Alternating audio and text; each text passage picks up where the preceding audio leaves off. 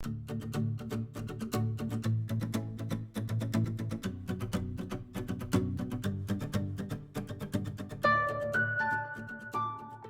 había sido víctima de discriminación, ni siquiera sabíamos si tenía hermana, quiénes eran sus padres, ni siquiera el pueblito de donde venía. Todo fue un gran silencio y no se abordaban esos temas, se había creado un silencio tan grande, como un muro, que él no hablaba, nosotros nos preguntábamos. Por eso es tan importante, justamente ahora que hablo con los chicos, que si tienen la oportunidad de preguntarle a sus abuelos de dónde viniste, quiénes eran tus padres, de qué pueblo, si son abuelos inmigrantes, pueden llegarse a encontrar con historias realmente muy sufridas o no, pero que vale la pena escucharlas, porque uno aprende mucho justamente de estas historias de nuestros abuelos y de su lucha, ¿sí? Y la verdad que mi abuelo fue para mí una persona muy importante, una persona muy presente. Él estuvo siempre acompañándome en los momentos más importantes de mi vida, desde mi bat mitzvah, mi casamiento, cuando nació mi hija, cuando me recibí. No me alcanzan los dedos para contarlo, ¿no? Tengo una foto que siempre muestro, la voy a brevemente para que lo conozcan.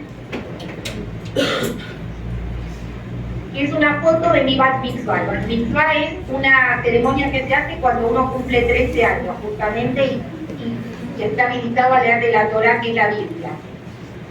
Como les contaba, la investigación mía ocurre después del fallecimiento de mi abuelo. Como les conté, hasta que mientras él vivía no sabíamos nada, ni relacioné que el holocausto justamente tenía relación con él, con mi familia, que nos había pasado a nosotros. Uno parece que estudiara el holocausto, y parece algo lejano, que pasó hace mucho tiempo, como que estuviéramos hablando de la prehistoria. Primero contarles lo que significa holocausto, para que el que no sabe. El holocausto justamente fue el asesinato en forma como en una maquinaria de matanza, ¿sí? Totalmente orquestada con una maquinaria, fue pensada, ejecutada sistemáticamente, donde fueron asesinados 6 millones de judíos. Eso fue el holocausto. Y como les contaba, yo no relacioné que esto, uno lo estudia, parece que fue hace mucho tiempo, pero no.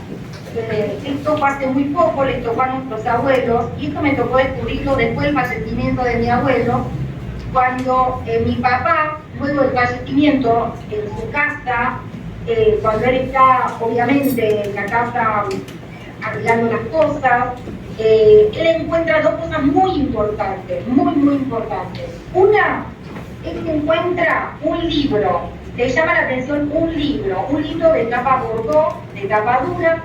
En el centro dice Ostrovce, es una palabra en yiddish, quiere decir Ostrowiec. Ostrowiec es un pueblo de Polonia. Este es el libro que él encuentra, pero lo más llamativo de este libro, que le llama tanto la atención como si el libro lo estuviera llamando a él, es que cuando lo abre, no van a poder creer esto, pero tiene una cintita a modo de señalador, y cuando abre este libro, lo que encuentra es que hay una foto de su padre, o sea, mi rey, de mi abuelo, que está en este libro, ¿sí? Entonces, uno piensa, ¿por qué mi papá está en este libro? ¿Qué es este libro? Porque este libro está escrito en yiddish, que es el idioma que se hablaba en estos pueblos de Polonia, y hay una foto de mi abuelo. Esto era ya de por sí un gran misterio. Les voy a mostrar la foto. En esta foto, mi abuelo se marca con una cruz y escribe justamente Salomón Lerman. Además de este libro, que es muy importante, después más adelante les voy a decir qué era este libro. Pero les voy a contar primero que además él encuentra una carpeta llena de documentación, que es la base de donde yo me pongo a investigar. Una carpeta con más de 100 documentos, que estaban en yiddish, en francés, en hebreo, en polaco, ¿sí? Muchos papeles, documentos importantísimos, originales de la juventud de su abuelo. Ustedes imagínense esto, no saber nada de lo que le pasó a tu padre en su juventud y de repente enfrentarte con todo su pasado, ¿no? Debió ser algo para mi papá realmente abrumador, por eso guardé esta carpeta como un tesoro, con este libro, que ahora sí les cuento. Este libro resultó ser, lo digo primero en Ibis, es el libro 1949, que es el libro recordatorio de esta ciudad de Ostrovien, que fue escrito en 1949, en Argentina, por sobrevivientes y familiares de sobrevivientes del Holocausto. Entonces, tenemos los documentos, tenemos este libro. Mi papá se gastó años armando árboles genealógicos. Esa fue su manera de poder tratar de averiguar qué había pasado con su familia. ¿Qué familia también el Holocausto? ¿Qué me falta? Porque en un lado tengo un montón de familia, en la parte de mi mamá, pero del lado de mi papá no tengo a casi nadie. ¿Qué pasó ahí? Parece que mi abuelo hubiera venido solo como que de un reposo, ¿sí? Acá les empiezo a contar un poco la historia. Miren esto. Este es uno de los bosquejos de árboles genealógicos que mi papá empezó a hacer y que fue la base también para que yo me ponga a investigar, me pongo esa mochila encima de decir, voy a averiguar qué pasó. Y esto justamente arranca con una inquietud de mi hija y un trabajo de la escuela. Miren qué importante que es la educación. En el colegio le pidieron que a los chicos empiecen a buscar de dónde venían los abuelos, los inmigrantes de Europa, de qué pueblo, qué pasó. Y acá, imagínense, no saber nada, mi hija me lo pregunta a mí, y yo le digo, y yo sé poco de mi abuelo, a pesar de que viví tantos años junto a él, pero no sé de su pasado, preguntarle a mi papá, que es su abuelo, ¿no? Entonces, cuando mi hija le pregunta a mi papá, que van a tomar un café, que era una larga charla, mi papá le contó lo poquito que sabía, pero pudo impanar bastante mi hija, un trabajo, que eran 4 páginas que eran estremecedoras, eran realmente, se me caían las lágrimas al leerlo, porque realmente decís, wow, ¿qué pasó acá? Y eso entiende la mecha, así que la educación es importantísimo, que averiguar con nuestros abuelos.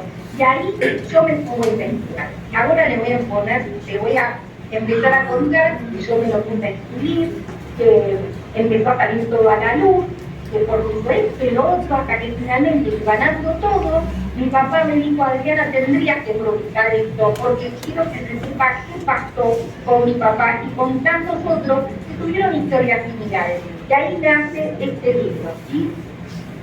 Tuve la suerte que me lo publicó la editorial El Ateneo, realmente se interesaron muchísimo en la historia, hoy se encuentra en todo el país. Así que realmente agradezco a la editorial El Ateneo que me lo haya publicado.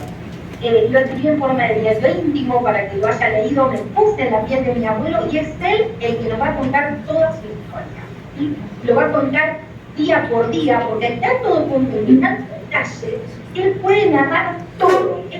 Él narrara en el libro lo que en vida no pudo contar, lo que ese muro de silencio le impidió contar, finalmente logré como convertirme en mi abuelo y que salga su voz, ¿sí? Bueno, ahora les voy a contar un poquito la historia, ir ganando con los documentos que tengo para contarles qué pasó en su vida. Mi abuelo, como les conté, venía de una familia judía religiosa tradicional en un shtetl en Polonia. ¿Qué quiere decir shtetl? Un shtetl era un pueblo, un pueblito, digamos, con una gran cantidad de población judía.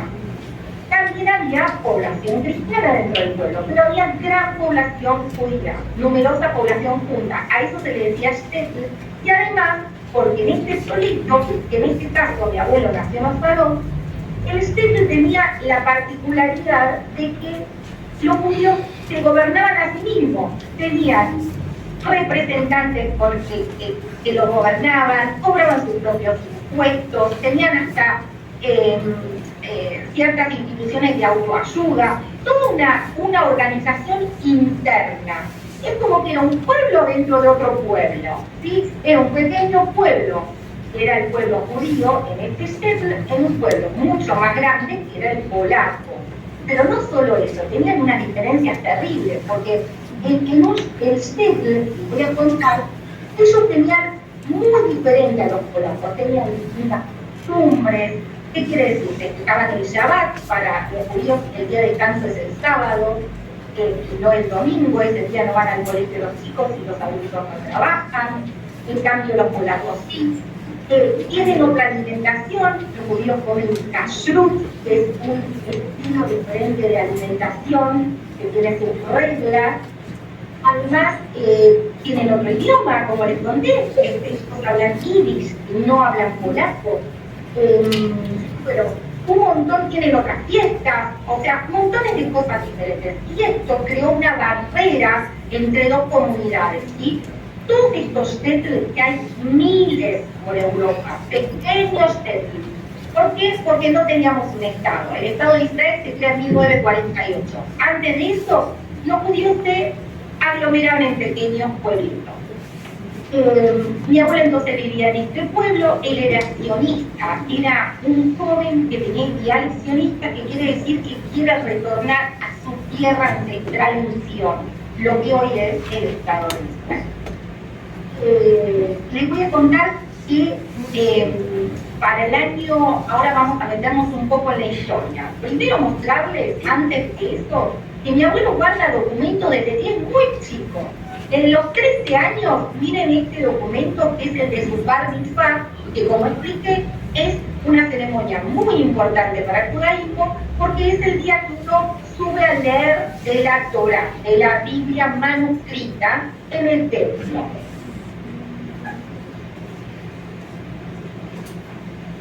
Está cosida con hilitos y está escrita, como ustedes pueden ver, en hebreo. No solamente que guarda su libreta de bar mitzvah de cuando él tiene 13 años, sino que él guarda sus tarjetas sionistas. Yo les conté que él era sionista, quiere decir que tenía una agrupación donde ellos hacían sus reuniones, donde charlaban, hacían conferencias, etc. Les voy a mostrar algunas de las tarjetas.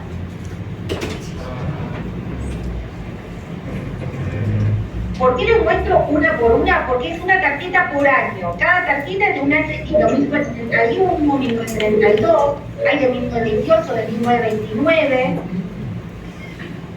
Y así tenemos un montón. Mi abuelo se ocupó de guardar cada tarjeta. Muy bien. Hasta acá, mi abuelo vemos que él vive en Polonia, que él es comerciante de feria. También descubrimos cuál era su profesión, que no la conocíamos, que él comerciaba en la plaza del mercado. Había siempre en todos esos pueblitos una pequeña plaza donde los judíos vendían el producto manufacturado y los cristianos polacos venían y traían la materia prima, que era la fruta, verdura, también el pollo, porque a los judíos en esa época no se les estaba permitido tener tierra. Entonces, se ocupaban del comercio y de la producción. Por eso hacían este intercambio en esta plaza. No es casualidad que para el año 1933 tenemos un documento muy importante. Y ahora les voy a decir por qué digo no es casualidad. En 1933, mi abuelo encontramos documentos escritos en yiddish donde él empieza a tramitar con una organización sionista que está en Varsovia. Él quiere tramitar una visa para poder justamente ir a su destino, que tiene que ver con el sionismo, que es llegar a lo que el territorio donde hoy es Israel, en ese momento bajo mandato británico. Por eso les voy a mostrar este documento.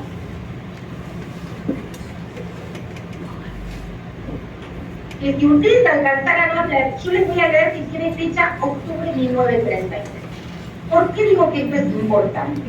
Porque justamente él empieza a buscar una salida de su pueblo en Polonia en 1933. Porque en mi libro yo lo que muestro es qué pasaba en el mundo y por qué mi abuelo empieza a tomar estas decisiones. En 1933 pasan varias cosas. Uno, fallece su padre, ¿sí? En enero justamente el 15 de enero de 1933. Y ahí para él, bueno, es un golpe muy fuerte para mi abuelo. Y además pasa algo. El 30 de enero, justamente en ese mismo mes, asume Hitler como canciller en Alemania. Entonces, ¿qué pasa acá? Acá empieza paulatinamente a crecer cada vez más y más y más el antisemitismo. Y con la subida de Hitler al poder el 30 de enero de 1933. Ya para el 24 de marzo, para que se den una idea, de ese mismo año, del 1933, aparece una ley habilitante. ¿Saben qué fue esto? Hitler prescribió todos los partidos políticos, menos el suyo. Entonces, él podía decretar todo tipo de leyes sin votación en el Parlamento. Fíjense cómo de a poco se va acomodando para poder aumentar cada vez más la discriminación y el nazismo. Además empieza la propaganda nazi, tenemos a Joseph Goebbels, que es el ministro de la propaganda nazi, donde a través de afiche, de música, del teatro, de la televisión, de los manuales escolares, de todo tipo de medios, justamente lo que quieren hacer es mostrar al público como una caricatura, avaro, miserable, etcétera, etcétera. ¿Sí? Entonces, acá empieza cada vez más a subir el antisemitismo. Por eso, como empiezan a haber cada vez más disturbios, cada vez más pogroms, es que, abuelo, no es casualidad que justamente por motivo de esto, él empieza a buscar una salida en Polonia. Se pasó 2 años, 2 años, fíjense lo difícil que era poder salir y tener un lugar donde entrar. 2 años para buscar una visa, que en ese momento se buscaba algo así como una visa turística, porque las visas de inmigrantes no existían, un pasaje en barco con visas que le permitan llegar. Pero ¿qué pasa? 2 años después, les voy a mostrar otro documento muy importante, está clarita, pero está impecable, y la fecha de este documento es de octubre de 1935, 2 años más tarde. En este documento, él consigue finalmente esta visa. Pero ¿qué pasa? A pesar de haber conseguido esta visa, tener esta esperanza, el mandato británico cerró las puertas para poder llegar en barco, por lo cual mi abuelo se queda sin poder cumplir su sueño de su juventud. Y ahora le voy a decir algo, que no es casualidad, y haciendo la correlación con lo que pasaba en ese momento en el mundo, ¿qué pasó en 1935? ¿Por qué el mandato británico cierra las puertas, así como lo cerraron muchos otros países? Por el aumento de la discriminación y del nazismo. Para septiembre de 1935, acuérdense que tenemos las leyes de Nuremberg en Alemania. Fíjense que ya empiezan a decretar a través de leyes reglamentadas la discriminación. ¿Qué dice la ley de Nuremberg? Lo que hace la ley de Nuremberg justamente es decir, se prohíbe que los alemanes se casen con un judío o que tengan cualquier tipo de relación, incluso extramatrimonial. ¿Sí? No solamente eso, les quitan, no pueden, lo sacan de la vida pública rápidamente, tanto también en las escuelas, los empiezan a restringir tanto en la educación como en la vida pública y en la vida privada, y los tratan como si fueran de segunda clase, como una cosa de esto de este mito de la raza superior. Acuérdense que en Europa tienen este estereotipo ya el judío que venía arrastrado de la Edad Media y que alimentado por el nazismo alemán cada vez crece más y más y más, y culpan a una minoría que son los judíos simplemente por su religión, algo que hoy nos ponemos a pensar y uno dice, qué absurdo, ¿cómo pudieron hacer eso? Sí, es absurdo, pero fue así, es increíble, pero hay que contarlo. Una discriminación terrible a una minoría, que fueron los judíos que no tenían cómo defenderse porque no tenían Estado, no tenían, imagínense que no tenían un ejército propio, no tenían nada, vivían en pueblitos, y eso fue solamente de la Biblia, estudiar, eran pueblos pacíficos.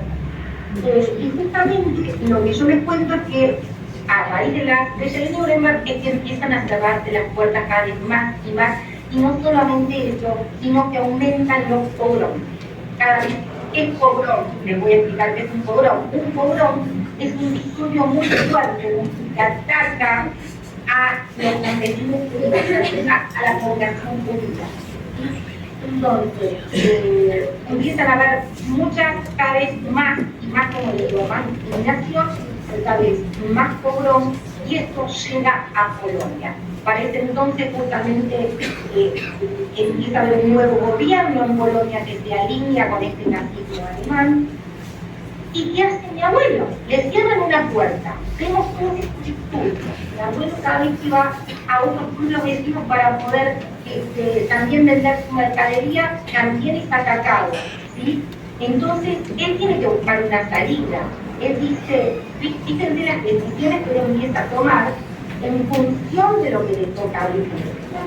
Pónganse en su lugar. Él va con la mercadería, pueblo vecino y en el camino es atacado. Le roban la mercadería, lo hieren, no lo dejan trabajar, tiene miedo. Hay otros que dicen, bueno, voy a esperar que esto pase. Bueno, no, trato de no viajar a ese pueblo y voy a otro. Mi abuelo dice, basta, yo tengo que buscar una salida, yo de acá me tengo que ir. Entonces vemos acá las decisiones y las fuerzas, como que él va buscando una puertita en la abierta. Como sus hermanos más grandes se habían mudado a otro pueblo que era Ostroviec, y él vivía solo con su mamá, ¿qué hace? Tira toda su mercadería y se muda para el siguiente pueblo, ¿sí? Acá empieza a deambular. Estamos entonces en 1935, 1936, se muda a Ostroviec, pero en Ostroviec pasa lo mismo, también hay un aumento del antisemitismo, también rompe las ventanas a los judíos de las casas, también son agredidos cuando salen los matones de la iglesia matutina, empiezan a atacar a los judíos. Tenemos la misma situación y mi abuelo dice, ¿qué hago? Si acá él encuentra, lo que les quiero mostrar es lo cerrado que estaba el mundo, para que mi abuelo pueda piense un ingenio, una idea como ingeniosa para poder entrar, porque las visas de inmigrantes no existían, no las podías conseguir, era imposible. Por eso muchas preguntas que yo me hacía con mi papá y decíamos, ¿por qué mi abuelo se vino solo? ¿Por qué el resto de su numerosa familia que estaba en Polonia? ¿Por qué inmigraron? Porque no era fácil, no podías, era imposible entrar en otro país con una familia numerosa. Mi abuelo, ¿qué hace? Como él está solo, él compra una excursión, y les voy a mostrar el documento que me ayudó a descubrir esto.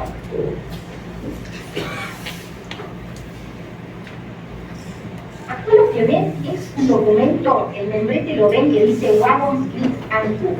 Es una agencia de turismo con sede en Varsovia, donde estaban las grandes agencias siempre. Es una agencia de turismo que tenía paquetes turísticos justamente. Y lo que es idea, fíjense qué ingenioso, es poder tomar una excursión a París con una fecha de entrada que fue el 16 de octubre, tenía una fecha de vuelta que era el 29 de octubre. Pero ¿cuál es la idea de mi abuelo? Quedarse en forma ilegal.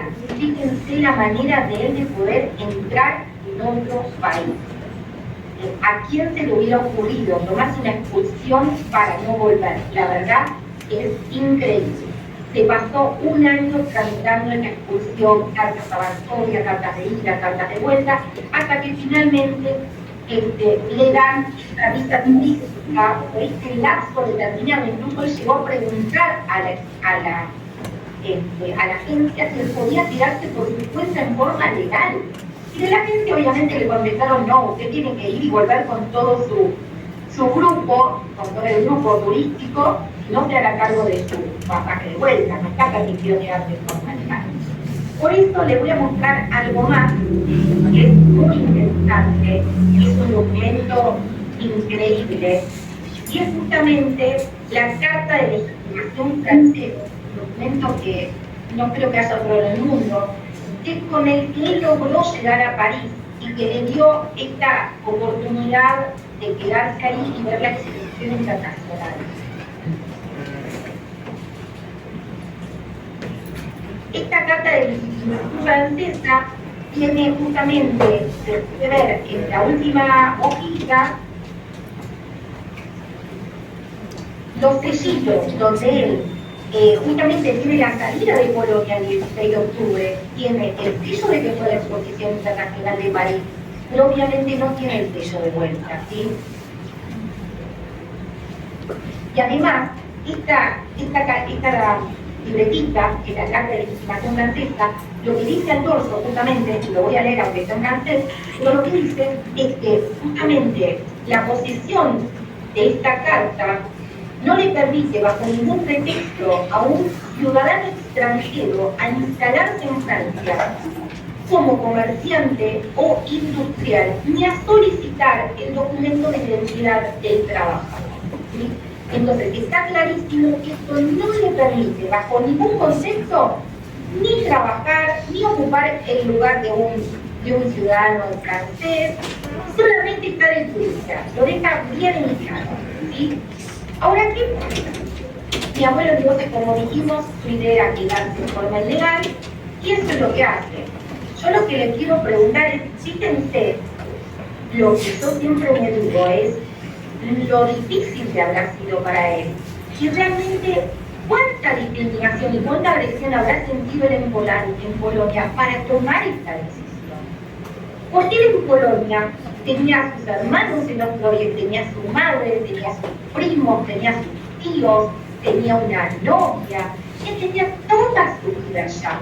No es que él estaba solo en el mundo, pero él decidió hacer esta mayor cosa, porque realmente habrá sido tan grave para él, y se habrá sentido tan mal por estos disturbios y esta agresión que él sintió en su juventud, que tuvo que tomar esta decisión de irse solo.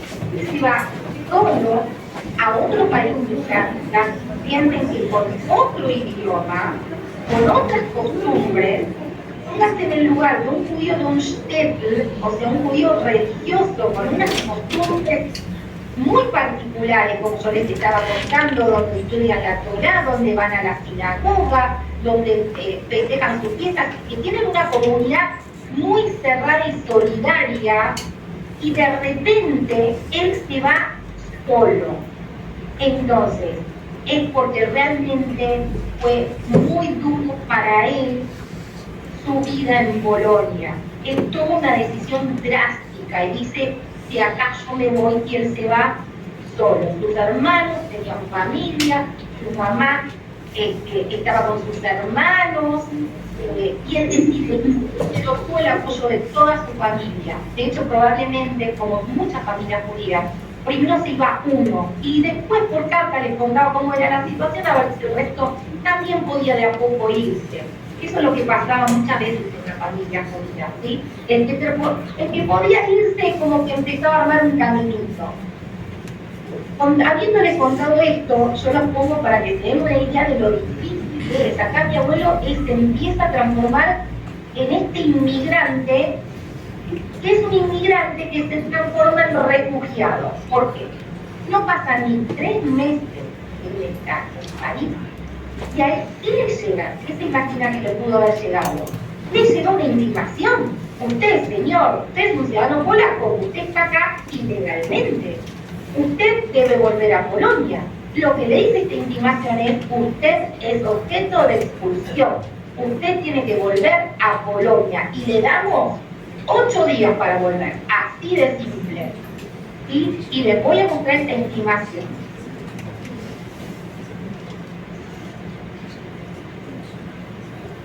Esta intimación es un documento increíble, estaba cortado en 2 partes, nos costó con mi papá encontrarla. ¿Te acordás que estaban como 2 partecitas que las unimos? Ahí está mi papá. Eran 2 partes, y además no entendíamos nada, tenía un montón de sellos atrás. Y ahora les voy a explicar por qué. Es una intimación, como les digo, para obligarlo a mi abuelo que se fuera. Acá pónganse otra vez en el lugar de mi abuelo, ¿qué hago? ¿Me voy? ¿Me quedo? Tenía el apoyo de su familia que desde Polonia le vivía a su padre, que siga su camino, que ahí las cosas todavía no están bien, que siga buscando su rumbo. Él tiene todavía su apoyo, tiene constantemente el apoyo. Sin ese apoyo, él no podría haber hecho todo lo que hizo. Siempre una persona cuando hace todas estas cosas en general, tiene un apoyo importante, no es muy difícil mantenerse en pie. ¿Cómo hace mi abuelo? Está solo, todo el contingente del grupo con el que él había ido a Polonia de expulsión ya volvió, imagínense. Pero ¿saben qué pasa? Miren qué importante que son las instituciones de ayuda. Acá encontramos algo muy importante que aprendí. Yo con mi investigación aprendí muchísimas cosas. Y aprendí que hay instituciones de ayuda en todos lados. ¿Cómo aprendimos esto? Con el documento más misterioso que yo tengo de la carpeta de mi abuelo. Les voy a mostrar cuál es. Es un sobre. En este sobre que tiene un membrete que dice Comité Central de Asistencia al Emigrante Judío.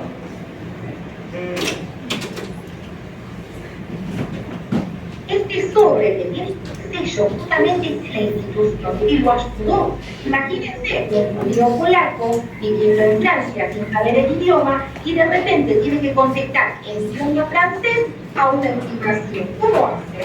Recibió ayuda de esta institución, este Comité de Ayuda de Emigrantes Judíos que se quede en Rue de la Durance número 5. Investigando también supe que ahí se encontraba otra institución de ayuda más, a los refugiados alemanes, específicamente, a los refugiados judíos alemanes, también en esa dirección. Gracias a este comité de ayuda, mi abuelo puede responder a esta información. Y lo interesante es lo que dice, las notas que él le escribe al ministro del Interior de Francia, donde él le pide quedarse, le ruega al ministro y le da las razones por las cuales le pide encarecidamente que lo deje convertirse en un ciudadano francés. Les voy a mostrar los dos documentos más importantes, uno de los más importantes porque todos son importantísimos, pero estos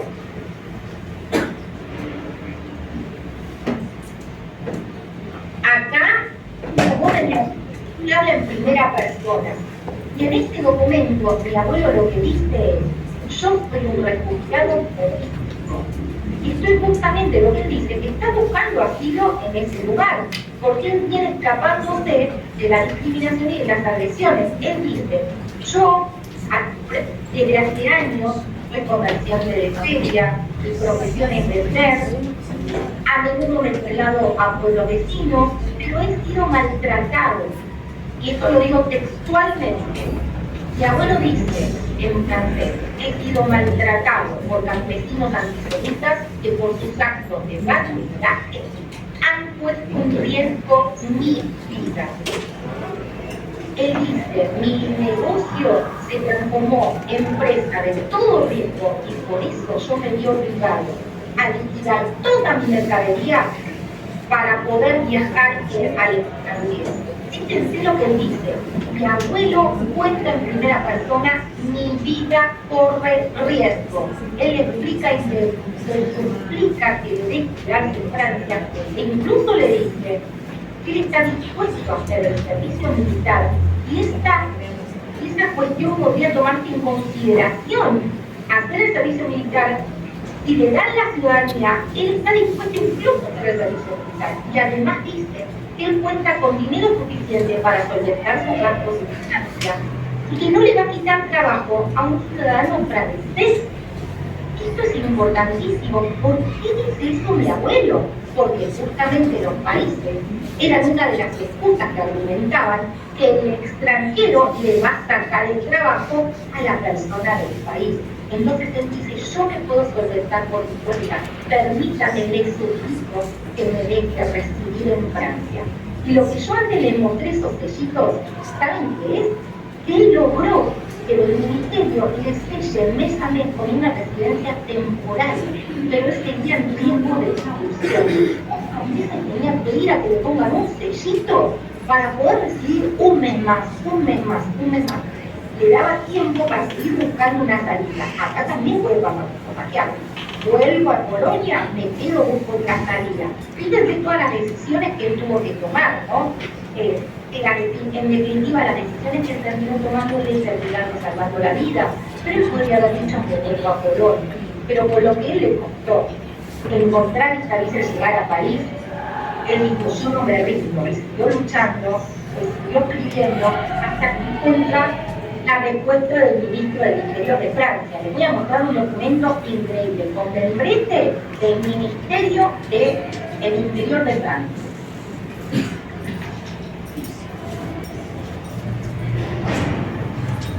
En este documento, que hasta está en colores, en este documento el ministro, ¿qué le dice? Le dice, mire, el señor ciudadano Slava Lerman sigue bajo régimen de esta autorización mensual y está bajo una investigación reglamentaria hasta que una decisión tomemos alguna. ¿Qué le están diciendo? Que sigue el riesgo de que lo expulsen y que está bajo una investigación, por lo tanto no le dan la residencia. Yo les quiero decir algo, otra vez les quiero decir, ¿por qué es importante ver la fecha? Porque este documento, miren la fecha que tiene. No sé si la alcanzan a ver, si no yo se la explico. El 15 de junio de 1938. ¿Por qué les muestro la fecha? Porque acá pasa algo en el mundo. Todo lo que le pasa a mi abuelo es consecuencia de lo que está pasando en el mundo. Por eso cuando yo hice mi investigación, yo investigué los documentos de mi abuelo, pero lo puse en el contexto mundial. ¿Qué pasó en julio de 1938? Del 7 a 15 de julio de 1938 se llevó a cabo en Francia la conferencia de Evian. ¿Qué fue la conferencia de Evian? La conferencia de Evian fue justamente convocada por el presidente de Estados Unidos, el presidente Franklin D. Roosevelt, que fue presionado por la comunidad judía mexicana. Él convoca esta reunión y acá se reúnen 32 delegados de 32 diferentes países. ¿Por qué se reúnen en la conferencia de Evian? Para tratar un tema. Y el tema de discusión era, ¿qué vamos a hacer con los refugiados judíos víctimas de la discriminación del régimen nazi? ¿Qué quiere decir esto? Los judíos se habían convertido en un problema mundial. No era ya un problema de Alemania. Alemania en un principio los echó. No queremos a los judíos. Los empieza a echar, los echa. Los judíos empiezan a deambular, a vagar por Europa, porque los echan, quieren salir, no pueden entrar, etcétera, etcétera. Fíjense que todo el mundo sabía lo que pasaba, porque se reúnen 32 países. Saben que hay un problema con los refugiados judíos víctimas de la discriminación del régimen nazi. ¿Sí? Entonces, ¿qué pasó en esta reunión? Lo que se discutía es justamente poder abrir las cuotas de inmigración. Pero, ¿qué decían estos 32 países? Nadie estuvo dispuesto a abrir las puertas a los refugiados judíos que venían escapando del régimen nazi. Todos cerraron sus cuotas a la inmigración. Hubo solamente 2 países que tuvieron la pequeña predisposición, digamos, de abrir sus puertas, que fue República Dominicana y Costa Rica. Pero en la práctica no se pudo llevar a cabo. República Dominicana aceptó 100.000 judíos, en la práctica llegaron 1.000 para ocupar unas colonias agrícolas, porque era tan difícil los trámites y la parte económica que no se pudo llevar a cabo. Costa Rica entraron 800. Pero fueron los únicos 2 países que se mostraron dispuestos a aceptar a los judíos. El resto no se encontró dispuestos a aceptarlos. No, justamente, lo vuelvo a repetir, fue que no pudiera comunicar al entonces, todo el mundo lo sabía, por eso yo en mi libro lo que hago hincapié es que lo que se escribió en el mundo, lo que llevó al holocausto, no fue la idea de un hombre.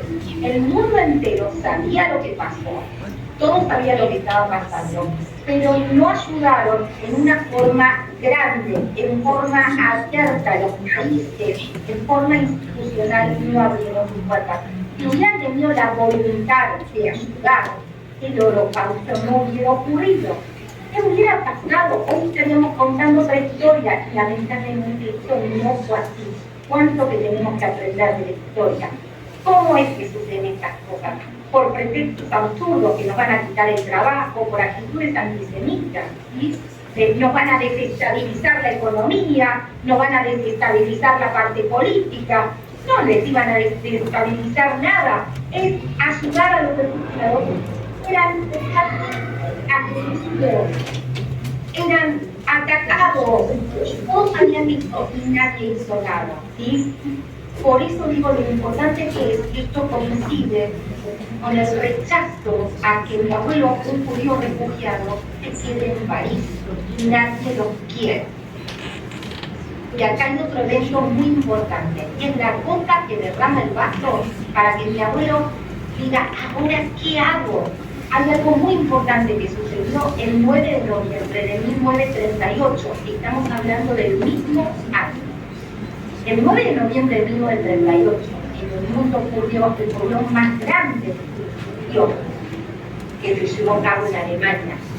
¿Saben qué? Con un pretexto absurdo.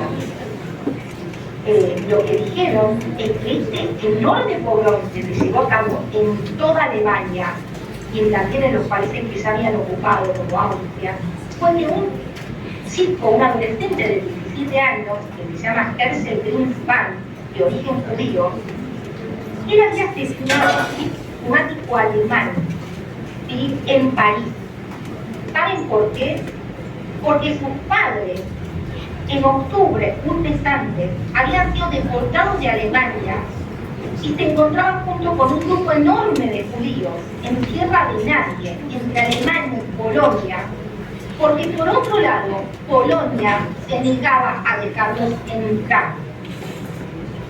Entonces, volvemos a la conferencia de Vial, no podés entrar, no podés salir. Fíjense, esto te da un panorama de quién estaba en el mundo. Y acoso algo más, como dijo Chaim Weizmann, en ese momento, Chaim Weizmann, le voy a contar quién es un líder sionista británico de origen bielorruso, quien fuera en el futuro el primer presidente del Estado de Israel. Y en ese momento, en 1938, Chaim Weizmann dijo, los judíos tienen dos problemas. Uno, donde no pueden vivir, y otro, donde no pueden entrar. Este es el problema que tenían. Lo vemos a mi abuelo, que quiere quedarse, pero no lo dejan recibir. Tenemos a gente que es deportada de Alemania, pero por otro lado no lo dejan entrar. Esto es lo que sucedía en el mundo. Este pogrom que se llevó a cabo se llamó la Noche de los Cristales Rotos, el 9 y 10 de noviembre de 1938.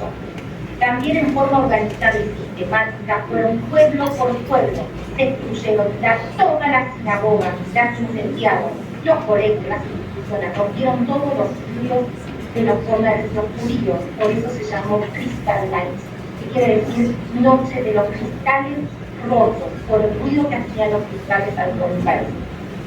Imagínense el miedo de los judíos en ese momento, en todo el mundo, porque las noticias vuelan. La gente que está en Francia, en Polonia, les llegan las noticias por cartas, por amigos, por conocidos, por familiares, ¿sí? Y yo les voy a leer un pequeño fragmento de mi libro para mostrarles cómo era la situación, para que entremos un poquito en la historia. Fíjense qué pasó. Esto dice mi abuelo, ¿sí?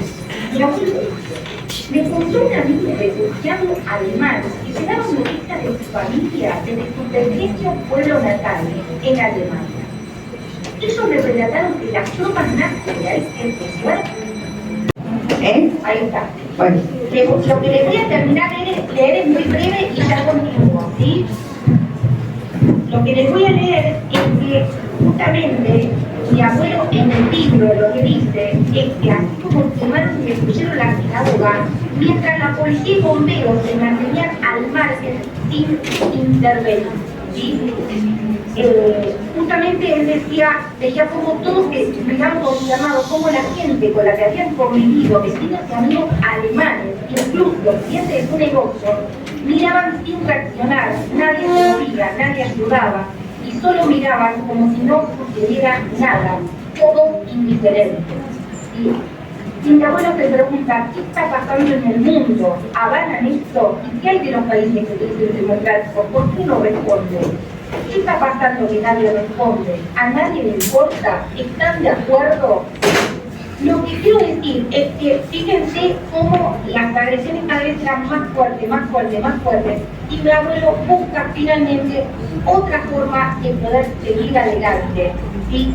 Y lo que él encuentra finalmente es difícil porque tenemos que Uruguay está cerrado, que es uno de los destinos que buscaba, porque está la ley de indeseable de 1932 y que está complementada con 1936. Trata de ir a Paraguay. Finalmente, no puedo contar toda la historia porque se nos acaba el Zoom, porque quiero contarles los documentos más importantes, pero él logra llegar con una puerta entreabierta, obviamente en forma ilegal, llegar a Argentina. ¿Sí? Una vez que llega a Argentina, pónganse nuevamente en su lugar, es otra vez un inmigrante donde tiene otra vez otras costumbres, otro idioma, tiene que empezar de cero, lo acompañan otros refugiados que estuvieron con él en el barco, le llamaban Ship Breeder, son los hermanos de barco. ¿Sí? Él llega a Argentina, empieza a trabajar, y tiene mucha correspondencia con su familia. Yo lo que les voy a mostrar ahora es una carta que es algo muy importante, que es la carta que la familia le escribe desde Polonia. Lo que les quiero contar es que su madre, justamente muy angustiada y preocupada por él, le pregunta: ¿también se va a echar? ¿Ya pudiste convertirte en ciudadano? ¿Vas a poder transformarte en ciudadano? ¿Tienes miedo de andar por las calles? Fíjense la pregunta, ¿no? ¿Tienes miedo de andar por las calles? Quiere decir que mi abuelo tuvo miedo de andar por las calles en algún momento. Tiene la carta de su hermano, de su hermana, que le cuenta que manda todo en Polonia, pero nadie se puede imaginar una catástrofe como lo que no podía haber. De hecho, mi abuelo, como digo, que cartea constantemente, cada 2 semanas, cada mes, que manda cartas con su familia, siempre lo apoyan, que le va contando cómo va su vida, que de a poco va encontrando su lugar.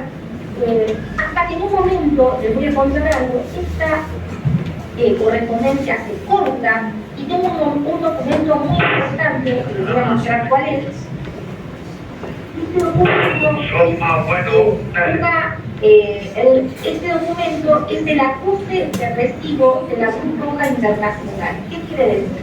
Mi abuelo tuvo que pedir ayuda a la Cruz Roja Internacional para que justamente le hagan llegar correspondencia, paquetes con ropa, con comida, etc. Fíjense lo que habrá sido para él tener este corte de correspondencia con su familia, no saber nada de ellos, que se encuentran en el medio de la guerra. Por eso mi relato está asustado por esta tragedia del Holocausto. Y cuando él finalmente se entera, después de la tragedia, él pierde su gran familia que tiene en Polonia, la búsqueda en las listas de sobrevivientes, ir a las instituciones para ver si encuentra algún familiar. Y él encuentra que de toda su familia, que ustedes tienen que saber que en este caso las familias eran muy numerosas, y la familia no es como que tenía 1 o 2 o 3 hijos, sino que tenían 7, 8, 9, 10 hijos, no queda nadie, queda un solo hermano con uno de sus hijos, 2 personas de su enorme familia. Y lo difícil es que su nueva búsqueda y su nueva lucha para poder reencontrarse con los únicos sobrevivientes de su familia era tan difícil, porque en Argentina tenemos la circular 11, que también de la época del 38, del siglo del 38, justamente en la época de la conferencia de Vian, cuando en la presidencia de Roberto Ortiz, el ministro en ese momento de Relaciones Exteriores, José María Cancino, firmó esta circular que le daba órdenes a los cónsules en Europa no dar visas a los judíos para entrar a Argentina. ¿Sí? Y esto seguía vigente aún después de la guerra, por eso era tan difícil de lograr. Había realmente hasta una indicación directa de no entrar judíos, así como había una apertura a los españoles e italianos cristianos para formar una nueva Argentina. Por eso mi abuelo tuvo que crear, junto con otras personas de Soviet, se juntaron, armaron una organización que llamó Sociedad de Ayuda Mutua a Residentes de los Soviet y sus alrededores, para justamente tratar de traer a sus familiares sobrevivientes. Les cuento rápidamente, En esta institución mi abuelo tuvo el lugar de presidente primero y que ellos, justamente, fíjense la desesperación, una vez pasada la guerra, iban a hacer de todo para poder traer a sus familiares. Y no tardaron 1, 2 meses, 3 meses, 5, no, tardaron 2 años en poder reencontrarse. Fíjense lo difícil que era, ¿no? Porque me parece increíble, era más fácil entrar con un criminal de guerra nazi que con un judío sobreviviente. Realmente lo digo con mucha pena, pero esto era. Voy a terminar con lo que empecé, y es con el disco duro. Una vez que llegaron acá y se encontraron, toda esta parte van a tener que leerla acá, detenidamente en mi libro, toda esta parte del reencuentro y de lo difícil que fue justamente llegar a esta instancia del reencuentro. Los sobrevivientes y los familiares, ¿saben qué hicieron? Se reunían. Se empezaron a reunir, se llamaban parejas, se reunían y contaban su historia. Ellos querían mantener la memoria viva de sus pueblos, de lo que había pasado. Y a diferencia de lo que hacía la comunidad judía organizada en Argentina, que era recrear cómo era la comunidad en Polonia o etcétera, ellos lo que hicieron fue fabricar un monumento de papel. Yo le puse el título del monumento de papel. Y este monumento es el libro. Por eso yo termino con lo que empecé, con este libro, donde por eso ustedes ven una foto de mi abuelo, porque ahí recrean la vida en nuestro bien, cómo era la cultura judía, la sinagoga, etc. Y además también está la tragedia sufrida por los sobrevivientes, que son contadas por las voces de ellos mismos, de las personas que lo vivieron acerca de este mundo que había desaparecido. Por eso en este libro hay un capítulo entero donde mi abuelo cuenta la tragedia de su hermano y de toda su familia en un capítulo entero, ¿sí? Cada capítulo está escrito por otra persona y tiene un estilo único, porque está escrito con palabras comunes, no son literarias, sino que cuentan realmente lo que le pasó, y cada relato autentifica el siguiente, porque todos terminan contando, digamos, y apoyando y ratificando el anterior. Y encuentro, por último, esta foto es la foto del comité de redacción, y mi abuelo está en la punta, está sentado acá. Y les voy a contar lo último, que es qué dijo mi abuelo en este disco book, donde yo les conté que él relata su historia y la historia de su familia. Y las palabras que él dice son unas palabras realmente que dieron vida a mi libro y que tienen que ver con el título de mi libro. Porque mi abuelo, por primera vez, él habla en primera persona y él cuenta todo su dolor. Y mi abuelo en este libro, les voy a contar cómo empieza a relatarlo. Él dice: si yo debiese contar acerca de todo, debería ocuparme día y noches y no podría terminar. La mente no puede abarcar, el corazón no puede soportar lo que los nazis hicieron con nosotros. Voy a explayarme brevemente, y ni siquiera todas las atrocidades que los nazis cometieron, según me contó mi único hermano sobreviviente, Inmaya Lerman, y su único hijo sobreviviente, Levi, de mi enorme familia que yo tenía en Polonia. Así que fíjense que esto es, por este motivo, mi libro lleva el título El dolor de estar vivo. Y volvemos al principio, ¿por qué no contó? ¿Por qué no pudo contar la tragedia? ¿Cómo perdió a su familia? El sufrimiento que él pasó como un refugiado indeseable, como una patria, la pérdida, el dolor de perder a su madre, a sus hermanas, a sus tíos, a sus primos. Es el dolor de estar vivo. Y acá está mi abuelo, justamente en esta foto está en París, con una cara realmente amargado, triste, justamente mostrando lo que él sufrió. Para terminar, les voy a mostrar finalmente unas fotos para mostrarles quiénes fueron sus sobrinos, porque no solo que le quiero dar voz a aquellos que no están y que no lo quiero contar, también les quiero dar un nombre.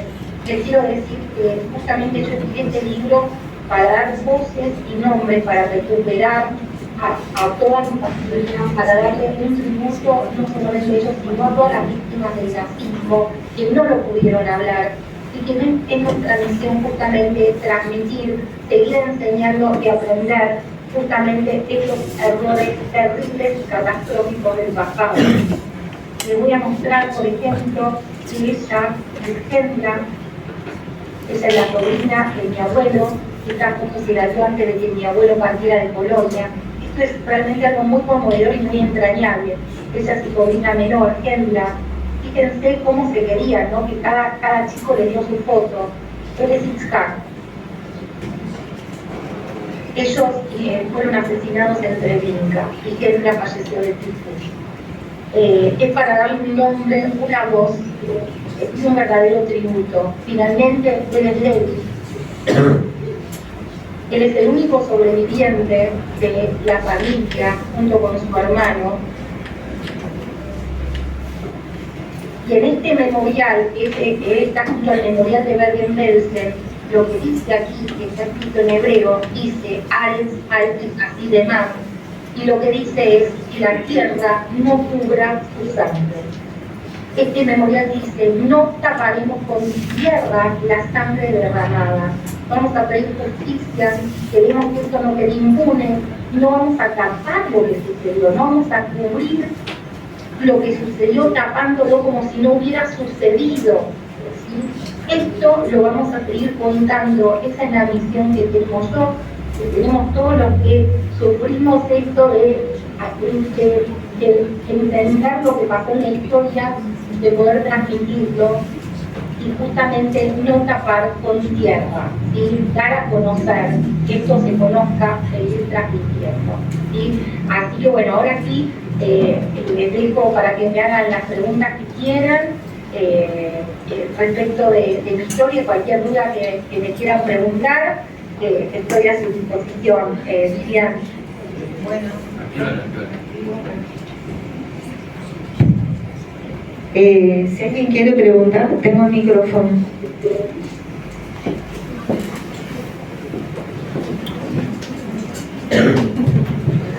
Hola, ¿cómo reaccionaste cuando te enteraste de todo lo que había vivido tu abuelo? Y la verdad que fue realmente muy fuerte. Realmente es como que hay muchas emociones juntas. El dolor más grande es ver toda la familia perdida, la familia que fue asesinada, todas estas ramas truncas, que en mi libro yo las rescaté a todos, hice un pequeño anexo donde escribo los nombres, los apellidos, rescato dónde trabajaban, con quién estaban casados, cuántos hijos tenían y cómo fallecieron, cómo fueron asesinados, porque yo rescato a cada uno de ellos. Esa parte realmente fue muy dolorosa, conocer la historia, pero también fue como a su vez emocionante en el sentido de haber podido conocer a mi abuelo y haber podido entender y conocer las decisiones que él tomó en esta etapa tan difícil que le tocó vivir y poder conocer su coraje y su valentía. O sea, haber podido conocer a mi abuelo, ¿sí? Así que es una mezcla de sentimientos y creo que para mi papá fue lo mismo. Por un lado, es como llenar un vacío, ¿no? Había algo acá que te faltaba y esto es entre una mezcla de sentir angustia y dolor con bueno, es una misión cumplida. Hoy acá está mi libro y conocí a mi abuelo y esto es lo que pasó y te da como cierta tranquilidad, eso te puedo decir. ¿Alguien más? ¿Quiere hacer una pregunta? Acá. A ver. ¿El hermano de tu abuelo dijo algo sobre el holocausto? No, al igual que mi abuelo, nadie habló, no habló su hermano, tampoco habló su hijo Levi, acá se llamó León. No pudieron hablar, realmente todos ellos se resguardaron en este muro de silencio para poder seguir viviendo, porque justamente, como lleva el nombre de mi libro, que es El dolor legislativo, el dolor no permite hablar, no es algo que uno olvida, el dolor siempre está. es imborrable, pero uno tiene que lo resguardás para poder seguir viviendo, y también es esta decisión de no transmitir a los hijos, que desde acá armo una nueva vida y esto me lo guardo porque no quiero transmitir a mis hijos, aunque a veces es difícil. Los hijos de los sobrevivientes, igual aunque no hablaron, igual percibieron ciertas cosas que pasaron, pero creo que eso fue lo que ocurrió. Hubo otros sobrevivientes que sí pudieron hablar y pudieron abrirse, pero en el caso de mi abuelo, su hermano y su sobrino no lo pudieron hacer. ¿Alguien más quiere hacer una pregunta? ¿Cuánto tiempo te llevó escribir el libro? Porque tengo entendido que no fue una transcripción de lo que encontraste, sino que trataste de corroborar e incrementar la información. Claro. Yo lo que hice no es solamente, como expliqué antes, no solo una investigación de los documentos, sino que como fui correlacionando mi libro, que está escrito en primera persona, como conté antes, yo lo que hice fue investigar cada documento hasta el mínimo detalle y qué pasó en el mundo que llevó a que mi abuelo tome esta decisión, ¿sí? Me llevó 2 años. Empezamos en el 2020, traduciendo, investigando, interpretando cada palabra, cada detalle, por qué hizo esto, por qué no, qué pasó, cada consecuencia, y finalmente después de 2 años cuando me lo puse a narrar como un libro, ¿no? Porque yo no quería que sea un manual de historia. Mi libro no es un manual de historia, para el que lo lea, que está en las librerías de todo el país, también como ebook, también está en Amazon, lo pueden leer y se van a dar cuenta que está escrito en primera persona a modo de guía del mismo. Yo quería que se lea fácil y que la persona que lo lea se ponga en el lugar de mi abuelo. El que lo lee lo está leyendo en primera persona, a mí me pasó esto, ¿sí? Y ahí fue cuando yo lo reescribí de esta manera que me salió espontáneamente así hacerlo, y me llevó prácticamente alrededor de 2 años, un poquito más, terminarlo. Y como te digo, fue no solo investigar cada documento, sino investigar el panorama, y es una historia que correlaciona lo que le pasó a él con lo que le pasó en el mundo, cosa que lo hace bastante particular, porque no es solamente que se centra en una historia personal, sino que es la historia personal, pero a nivel de lo que pasó en el resto del mundo. Y eso hace, te digo algo más, que muchos se vean identificados. O sea, en definitiva cumplí como esta premisa mía de la identificación, porque la gente se siente muy identificada al sentir que mis abuelos también son refugiados, vinieron de Italia, de España. Son otras historias, tal vez diferentes, pero como me dijo un lector que me escribió y me dijo, mi abuela vino por ejemplo, de Italia, no es exactamente igual, pero el sentimiento del desarraigo, de la pérdida, es el mismo. O sea, tiene como algo muy universal, ¿no? Este libro, que tiene que ver con justamente el refugiado, la discriminación, el racismo. O sea, en este caso, obviamente se centra en la discriminación judía y en el holocausto, pero tiene realmente algo muy universal. Hola, soy Susana Rafarte. ¿Te costó mucho leer lo que venía siendo los documentos y las cartas que encontraste y eso? Sí, nos costó muchísimo.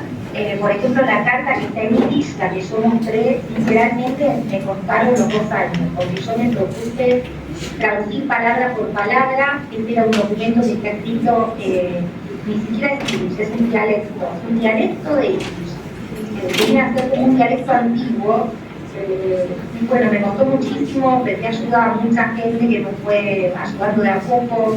Me hice amigos descendientes del pueblo de Ostroviec, con los cuales tengo un grupo, con los que nos hablamos, y me ayudaron, por ejemplo, cosas que estaban escritas en polaca, en polaco, una amiga polaca, todo lo que es manuscrito, ella me ayudó también. Una tarea que de a 2, la verdad que mía y de mi papá, con el que me ayudó, y con los que entre los 2 interpretábamos. Y bueno, y así pudimos sacar toda la lectura. Hubo algunos documentos que me costaron más que otros. ¿Alguna otra mano levantada? Hola. Hola. Si tu abuelo estaría todavía acá, ¿qué pregunta le harías o qué le dirías? Sabes que no vas a poder creer esto, pero lo mismo que vos me preguntás a mí es la última pregunta que yo le hice a mi papá. Ahora me pusiste en un aprieto, porque nunca me la había hecho a mí misma. La verdad que, sinceramente, no sé qué le diría. La verdad no sé qué le diría. Creo que más que darle un abrazo y entenderlo, porque no creo que no me sale decir otra cosa, porque no sé qué le diría, realmente. Mira, me dejaste en un aprieto, porque Es una pregunta increíble te hizo. Yo le es dije... la misma respuesta que me dio mi papá, no sé qué podría decirle, creo que con el silencio creo que está bien, que ya ahora que conozco la historia, podría decirle que lo entiendo y que valoro mucho su lucha. Eso es lo que podría decirle. Que valoro mucho su lucha por lo que él tuvo que pasar, porque la verdad es que nadie tendría que pasar por eso, nadie tendría que sentirse discriminado ni echado. Entonces, bueno, creo que eso sería el mensaje, ¿no?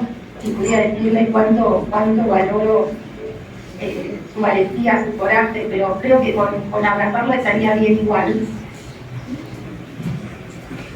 Bueno, una pregunta tremenda le hicieron, pero muy interesante. Esa pregunta se la hice a mi papá, pero nunca me la hice a mí misma. Cuando terminé mi libro, yo le pregunté a mi papá también si él podría preguntarle algo, porque para mí fue descubrir a mi abuelo, pero para mi papá fue descubrir a su padre. Entonces, mi papá me dice, no, ¿cómo yo le voy a preguntar ahora?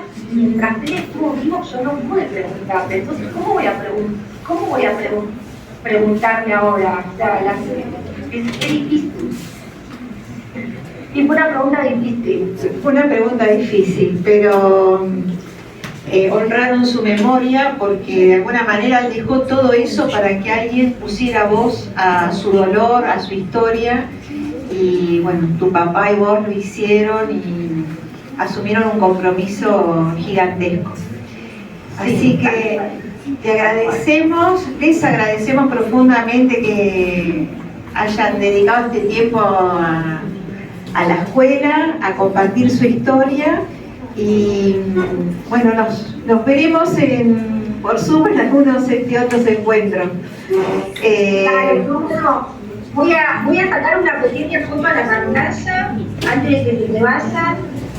Espérenme un segundito nomás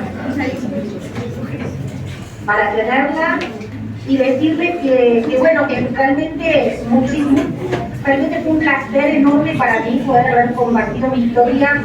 Me quedan un montón de cosas por contar, pero el tiempo también nos corría.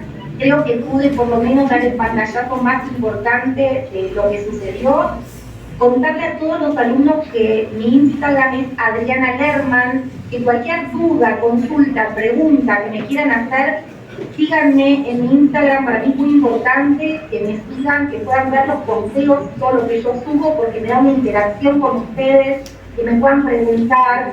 Después, Vivian, también si podés pasarles mi mail para el que me quieran escribir, o a los adultos que me quieran escribir, es adrianalerman22@gmail.com. Pero para los adolescentes, que seguro que todos tienen Instagram, les pido que me sigan, tienen la oportunidad de leer mi libro, que lo lean. Hay chicos que lo leen de 10 o 11 años, chicos de todas las edades, y quedan realmente encantados porque está escrito de una manera muy fácil. Así que bueno, espero el mensaje de todos ustedes. Espero que cuando termine este Zoom me bombardeen todos con mensajes. Sería para mí hermoso recibir los mensajes de ustedes y agradecerles nuevamente este aporte que yo puedo darles a ustedes justamente en una temática tan importante. Bueno, muchas gracias nuevamente, Adriana, y ya nos